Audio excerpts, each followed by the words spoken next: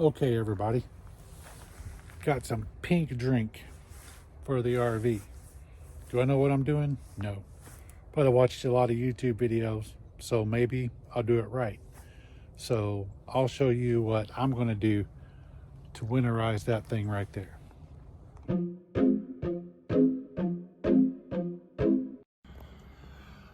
One of the first steps is to turn off the bypass to your hot water heater. As you can see, I've removed the case. It says that the water lines go in the direction of the knob, so to shut it down, turn it the opposite direction. This is done to prevent your hot water tank from filling up with the food grade antifreeze that you're going to put in it to run through all of the water lines.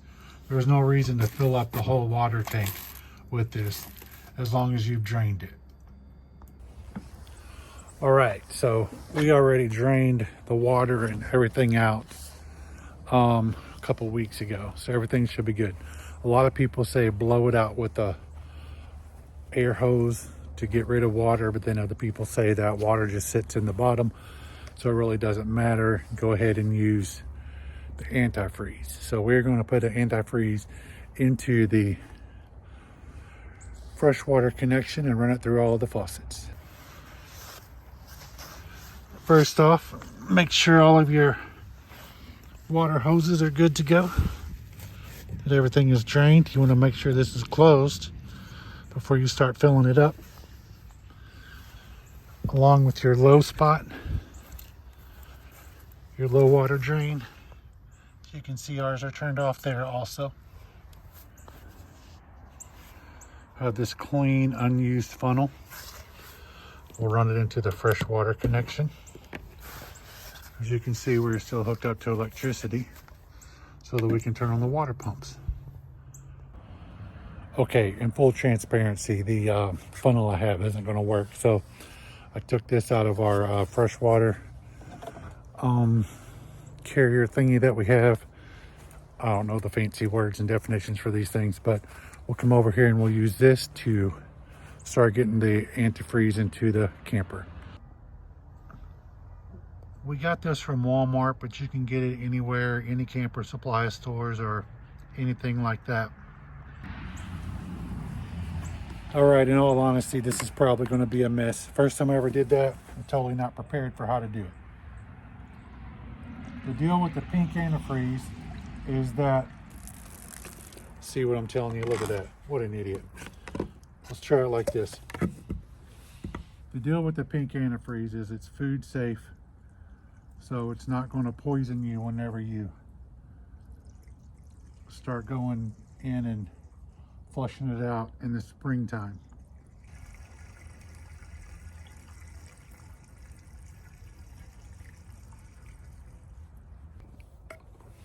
All right, so I put in 2 gallons. A lot of the things say anywhere from 2 to 5 gallons or so. I'm only starting out with 2, and I'm going to run the water through, and I'll put in the 3rd gallon. And if I'm not too sure, I'll add another one. Basically, what we want to do is run water through the whole system and make sure all the water turns pink. So let's go inside and see what happens. All right, so we're inside again. Get this stuff ready. Get all this stuff out of the way here. Turn on your water pump. Do not turn on your water heater. You don't need it. Just turn on your water pump. Hear your water pump kick on. Turn on your water. It's good to turn on your hot water to make sure anything that was left in that tank comes out. All right. As you can see, the water's pink, so we've got it going through there. Next, we need to come over to the shower. We'll also do the commode and the outside shower. So as you see, the commode was simple to do. It was ready to go. Definitely leave some in there for your seal. Next, we will hit the shower head. I'll be back in a moment. All right, we got the shower head done. Now we're supposed to come into the outside shower head. So we'll do that, and we'll see how it goes. Okay, so there you have it. I've got everything done. Pink water running through everything. Can I turn this around? No, hold on. As you can see, the water in the sink was pink. The water in the shower came out pink. The water in the commode was pink. So I believe we're winterized. We'll find out in the spring if it worked. Hopefully there's no busted lines or anything. This is our first time doing it. There's a lot of mixed, a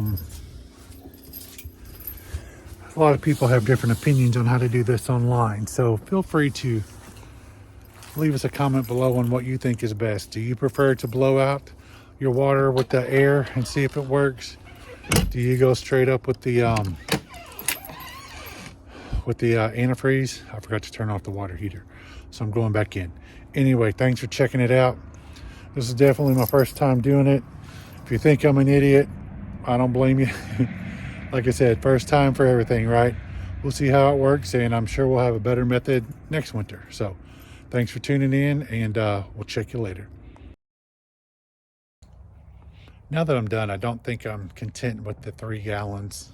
Just don't know how much that we actually ran through it. It wasn't a lot, but I would like to put in probably another gallon or 2 and run a little more.